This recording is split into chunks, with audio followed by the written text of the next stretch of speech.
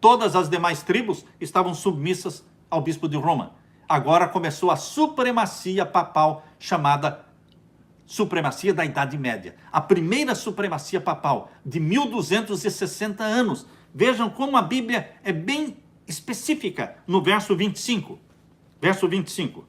Vamos ler com calma também o verso 25, porque tem muitas verdades dentro do verso 25. E proferirá palavras contra o Altíssimo. Quem? O bispo de Roma, o chifre pequeno. Destruirá os santos do Altíssimo. Eu estou lendo a história dos reformadores, de Pedro Valdo, de João Wycliffe, de João Hus, de Jerônimo, de Zwinglio, de Oicolâmpadios, de Calvino. Estou lendo a história de Farel. Estou lendo a história de todos estes reformadores. Queridos, foram queimados, foram martirizados, foram torturados. Tyndale, William Tyndale, por que ele foi morto? Tyndale, porque ele traduziu a Bíblia. Lutero, lendo a história dos reformadores, você vê a história do cristianismo escrita com sangue. Não foi só Jesus que derramou sangue. Todos os filhos de Deus, eles escreveram a história do cristianismo com sangue, testemunhando do amor de Jesus Cristo. Por isso diz aqui o verso 25, este poder, chifre pequeno, que é o bispo de Roma, é o poder papal. Hoje o poder papal pode aparecer sorridente, falando em paz mundial, falando em amor, falando em tolerância, em respeito, tolerância religiosa. Mas, queridos, onde Roma impera, não existe tolerância religiosa.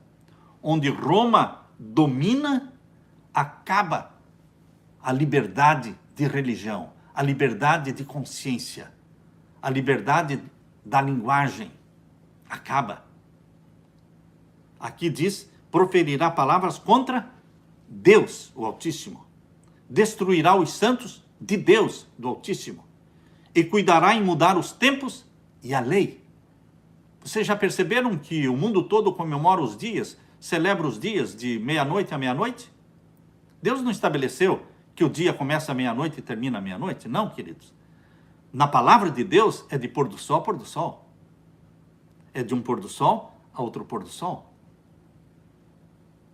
Mas eles mudaram os tempos. Mudaram o mandamento que manda guardar o sétimo dia, mudaram para o primeiro dia da semana, mudou o tempo. Tirou o tempo sagrado das 24 horas do sábado e transferiu estas 24 horas sagradas para o primeiro dia da semana. Mudando os tempos. E a lei mexeu exatamente no mandamento da lei que falava do tempo sagrado. Está claro isso, meu querido irmão? Está claro? Isso está mostrando o que o anticristo faria na terra. O anticristo. Todos os reformadores apontavam para o bispo de Roma como sendo o anticristo. Aquele que pretende ser Cristo na terra, pretende ser adorado, pretende ser beijado, pretende ser reconhecido como sua santidade, pretende ter poder para mudar a lei.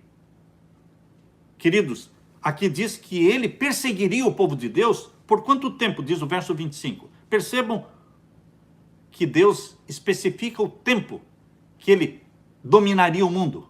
A primeira supremacia papal da Idade Média. E eles serão entregues, estou lendo o verso 25, e eles serão entregues na sua mão por um tempo. Um tempo é um ano. Tempos, plural, 2 anos. Metade de um tempo, meio ano. Então são 3 anos e meio. 3 anos e meio. Na Bíblia, o ano profético é de 360 dias. 3 anos e meio de 360 dias são 1260 dias proféticos. Em profecia, diz lá em Números 14:34, em Números 14:34 diz que em profecia um dia vale um ano. Um dia vale um ano. Queridos, então a supremacia papal seria de 1260 dias proféticos. 1260 anos de perseguição ao povo de Deus. Esta perseguição, esta supremacia papal começou em 538, Quando os ostrogodos foram derrotados, agora não tinha mais inimigos do papado, começou a supremacia, ele começou a reinar com soberania, dominando reis e rainhas e governos por 1260 anos. 538 começou. E 1260 anos nos leva até o ano de 1798. O que aconteceu em 1798? Exatamente quando se completaram os 1260 anos. Queridos, em 1798, no dia 10 de fevereiro, o general de Napoleão Bonaparte, o general chamado Berthier, ele invadiu Roma, prendeu o Papa Pio VI no dia 10 de fevereiro de 1798 e levou-o preso para Valença, na França, e lá ele morreu preso. Uma ferida mortal contra o papado, em 1798.